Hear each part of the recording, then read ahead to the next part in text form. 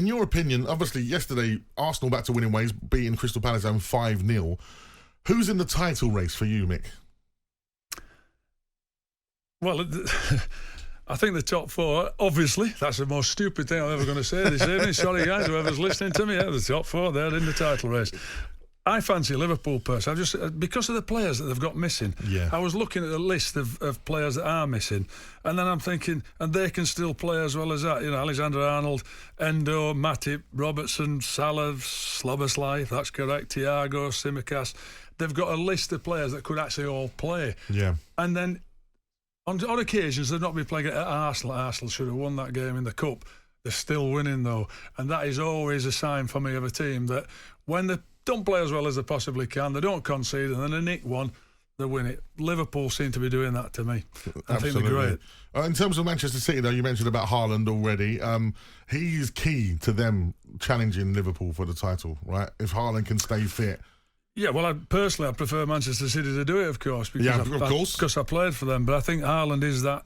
They've got to have him fit. I mean, he can go through the first half and only have 2 touches and score 2 goals. Yeah. I've never seen a team that can dominate a game as much and a centre forward not have a touch.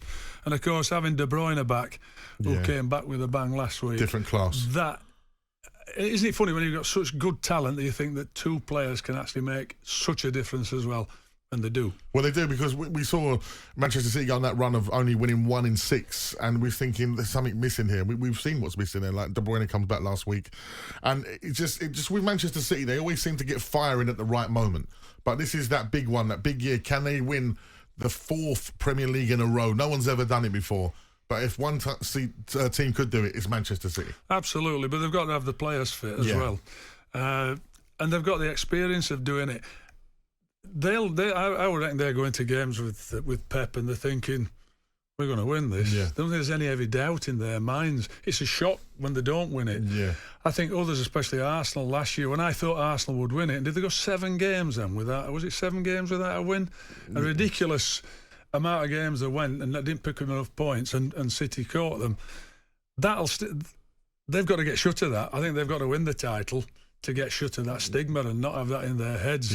And all the others will be thinking, City can catch us. So it's got to be somebody who's going to have to play out their boots right the way, right to the very end to win it. Well, Liverpool are currently top, and as we say, they just won 4-0 against Bournemouth without Mo Salah. Let's head over to the phone lines, 03717 22 3344. Bobby is a Liverpool fan. He joins us. Good evening, Bobby. Good evening, boys, and it's still January. Let's keep up to tradition. All the best. Oh, yes, indeed it is. 21 days in. Happy New Year to you, sir. 21 days. But listen, it's all good. Mick McCarthy's here, so we can have a Happy New Year to Mick. Hello, Mick. Hiya, Bobby. We know it's 21 days because we've been off the drink for 21 days, mate. It's quite clear what it is. Listen, a great performance for your side today. Looked dominant throughout. Of course, that finishing it off in the second half in such a great way. I was really impressed with Núñez today. Yeah, I mean, you know, I've rung in many times, as you know, and I've said it. And Mick will know this: when a player's struggling, you've got to try and find another way. And with him starting out on the left, I just think it gets him more touches of the ball. It allows him to grow into the game. It allows him to use what he can use, which is, you know, his athleticism, you know, and put people under pressure. And then he just grew into the game, you know. And then when he is down the middle, all of a sudden the centre halves go, "Oh right, he's not down the left anymore." You know, and then Jota interchanging. And that, you know, and I've spoke about this many times. When Liverpool were in the pomp, you know, with Mane, Salah and Bobby, none of them stayed still. And we're getting that back. Okay, it's a different new group of players. I think Jota is so underrated. He's so underrated. What's that, 5 in 7 or something, Daft? I agree, you know, Bobby. He is underrated. So underrated. Oh, he's so talented. And just the way they were dropping off, switching positions. Bournemouth are a good side. I like their manager. I think he's got them playing, you know. And it's funny, isn't it? If he was at a big club and he was turning them around, you know, any club, I think he could manage any club. Raiola. I think he's a very underrated manager, and I think he's got them playing, you know. And it just shows if you stick with players and you stick with managers, they'll come good. Núñez has got 10 now, and that's what you'd want as a minimum, I think. You know, after 21 games or thereabouts. So I think his tally will go up during the season. You know, the fans will always keep the faith with him. And, yeah, on the right track, aren't we? You know, with that interchanging and, you know, that that sort of front three, front four, all getting stuck in and contributing and adding goals to the side. What did you make of Kluivert's challenge earlier on in the game? It was clear red card, surely. Well, if you think about what happened at Tottenham, that was a red card for Curtis. Listen, I think if that's in a bigger stadium, if that happens at Anfield, he's gone. Yeah, he's walking. The reaction probably would have alerted the referee. The pressure that gets put on you in such a bigger stadium, I think if that's at Anfield and it's the other way around, that kid's walking. But I just think with it just being a bit of a smaller stadium, not as intense, still a tough game and all of that, but crowds make the difference, as we've seen during COVID. Well, Bobby, so I thought it was a sending off, mate, and let me tell you, I'm a fully paid up member of the Centre Halves Tough Tackling Club, and I would be, yes, and especially when you see the ones that Liverpool have had sent off for as well. That's what I mean, yeah, the way at Tottenham, Curtis Jones got one against him at Tottenham, and I think, you're right, Mick. There was no VAR. There was no walking over to the screen. There was no slow motion. We know things look worse in slow motion. Sorry, Bob. It doesn't matter either whether they mean it now. No, it doesn't. It's like at speed, the power it's gone in, the pace, the danger to the opponent.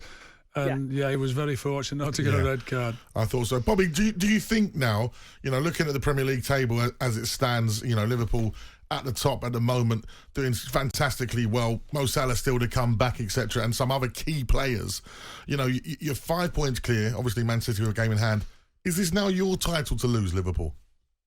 Well, like you say, it's all down to what City can do, isn't it? But for me, we're top. We're very confident. The team's playing well. I'm going to stick my neck out now and say, what the noise.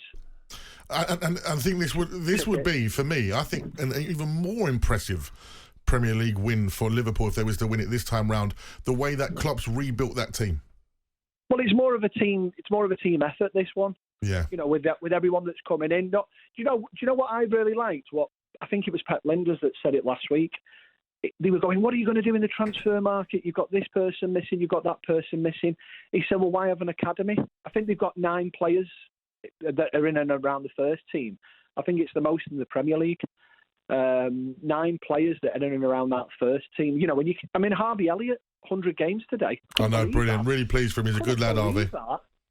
So I think these young lads coming in, it picks up the senior players and go, hey, I better up my game here. I've got some young kid behind me. And that would give me, if I was a senior pro and I had some young lad who's 18, 19, who plays left back and I play left back, I'd think, I better up my game here. Because if someone comes in from outside, they're not part of the group, are they? But if you're an academy, Bobby, remember Man United doing it, mate? Man United did it when somebody said, a famous one from your neck of the woods, said you never win anything with kids. Well, but they put the kids in and they believe in them. And I know fans from the club love to see the academy guys coming in. Brilliant, cool. Thank you, Bobby. So get your calls Bobby. Coming into today's game.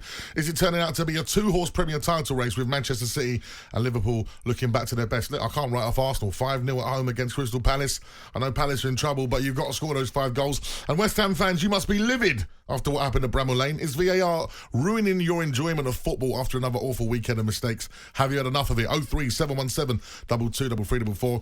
And we've, of course, got Mick McCarthy with us throughout the show. So if you want to get involved and have a chat with Mick as well, 03717 223344 is the final word phone in here on talkSPORT.